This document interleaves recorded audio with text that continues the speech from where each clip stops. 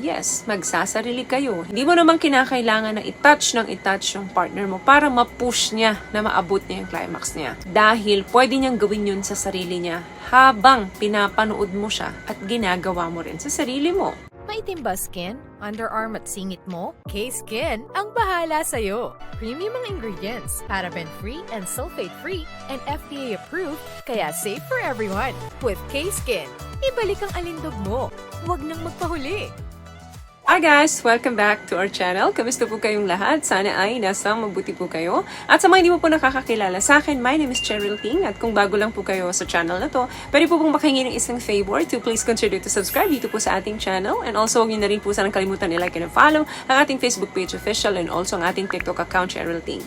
Maraming salamat po. And for today's video, another concerned video po, ang sabi niya is, Miss Che, takot ako sex sa partner ko kasi baka po mabuntis niya ako. Pero dumarating talaga yung point na yun na lang ang kulang sa ginagawa namin. Any advice po sana para naman maiwasan namin ang magtalik talaga. Pero andun pa rin po ang sarap for us. Sana mapansin. Alam nyo guys, marami talagang gumagawa nito, no? Lalo na especially kapag hindi pa talaga handa na ibigay nila ang sarili nila dun sa partner nila at nagkakaunawaan naman sila. Or meron naman talagang gumagawa nito dahil takot siyang ma-infect ng mga tinatawag nating sexually transmitted disease. Marami pa rin talagang mga couple na hindi nag-i-engage na makipagtalik dun sa mga partner nila hanggat hindi sila nakakasal. Pero sa kabila ng mga pag-iingat na yun, of course, gusto pa rin nilang maranasan na magkaroon ng big O or mag-orgasm doon sa mga partner nila. So you guys are looking ng mga ideas about non-penetrative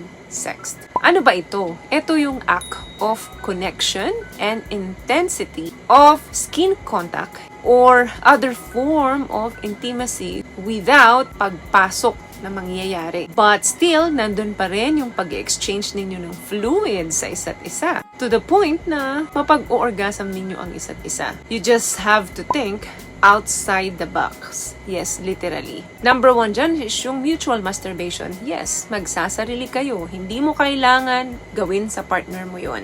Medyo controversial na yung mga ganyang opinion, ano? Hindi mo naman kinakailangan na i-touch yung partner mo para ma-push niya na maabot niya yung climax niya. Dahil pwede niyang gawin yun sa sarili niya habang pinapanood mo siya at ginagawa mo rin sa sarili mo. Alam nyo guys, yung mutual na pagsasarili is a great way to get exactly kung ano yung magpapasaya sa katawan mo. Yung konting skin contact with your partner, yung paghawak mo sa kanyang thigh, habang ginagawa mo yun sa sarili mo at ginagawa niya rin sa sarili niya, ay talagang magkikreate ng intensity for both of you. Yung mga ganyang gawain, wala talagang a chance na mabuntis ka.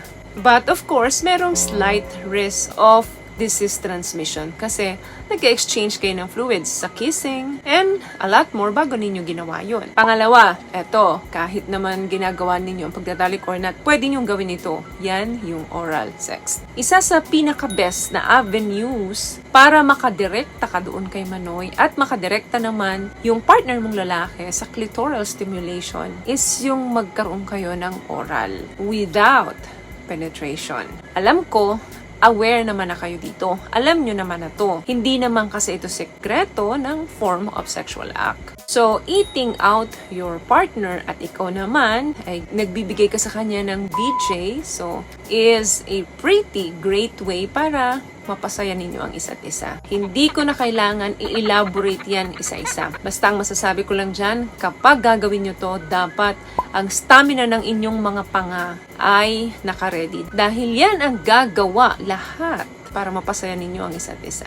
What I love about this product, itong No More Dark Secret ng K-Skin, bukod sa may advanced whitening na siya na kung saan pwede niyang matulungan na pumuti yung mga singit-singit mo, moisturizing, meron siyang anti-irritation, antibacterial, maintain healthy pH level. Hindi lang pambabae, meron din po tayong pang lalaki. Another thing, massage. Pwede ninyong i-massage ang isa't isa. Minsan, nahihirapan yung mga muscles natin na mag-relax sa pamamagitan ng masahe na ibibigay ninyo sa isa't isa. mas mabilis na marerelax ang mga muscles ninyo. Sa katawan natin, napakaraming erogenous part, So, sa pamamagitan ng pagmamasahe, matatouch ninyo yung mga sensitive part ng katawan ninyo sa isa't isa.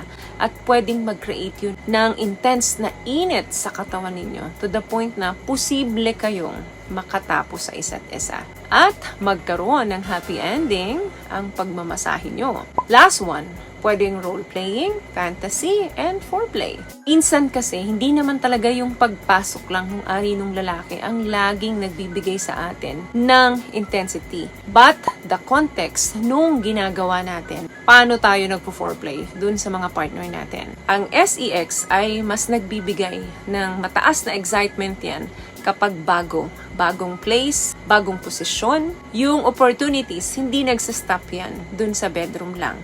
Pwedeng gawin ninyo yan sa kitchen table, yung romansa, pwedeng kung saang parte man ng bahay ninyo. Trying role-playing and fantasy activities with your partner, hindi naman talaga nagre-require ng penetration yan. Pwede ninyong i-incorporate yan sa pag-role-playing and sa fantasy. For example, ikaw teacher ka, tapos si partner mo namang lalaki is professor, yung mga ganyan. Or yung isa doctor, yung isa naman nurse, or yung isa doctor, yung isa naman pasyente. Yung mga ganong bagay ay halimbawa lamang para mas gumana yung brain natin. Kasi ang pinakamalaking stimulation ng katawan natin is nandito sa brain.